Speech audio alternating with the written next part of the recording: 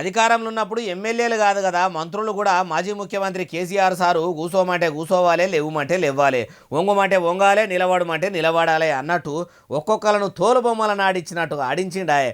అప్పట్లో కేసీఆర్ సారు 10 ఏళ్ల ముఖ్యమంత్రి గిరిలా ఎమ్మెల్యేలు మంత్రులు నడిచౌరస్తాల గాంధీ తాత బొమ్మలోనే ఉన్నారు తప్పితే వాళ్ళతోని ప్రజలకు ఒరిగింది ఏం లేదు. అధికారం పోయినాక కేసీఆర్ సారు ఏలువాడిలు ఉన్నప్పుడు ఏం చేసిండో నెమరేసుకొని మళ్ళా పవర్లకు రావాలని ఇప్పుడు అందరితోనే ప్రేమగా ఉంటున్నట్టు అనిపిస్తలేదు. తొలుత కారు పార్టీ పుట్టినప్పుడు వచ్చిన స్థానిక ఎన్నికల్లో నరసంపేట నియోజకవర్గంలో జెడ్పీటీసీగా పెద్ది సుదర్శన్ రెడ్డి సారు నిలబడ్డాడట. అప్పట్లో ఇప్పటి బీఆర్ఎస్ అప్పటి టీఆర్ఎస్ పార్టీ జెండా మీద ఇట్లా అన్నదాత నాగలి పట్టుకొని నడుస్తున్న ఫోటో ఉంది సారు అని కేసీఆర్ సార్కు చూపెట్టిండట.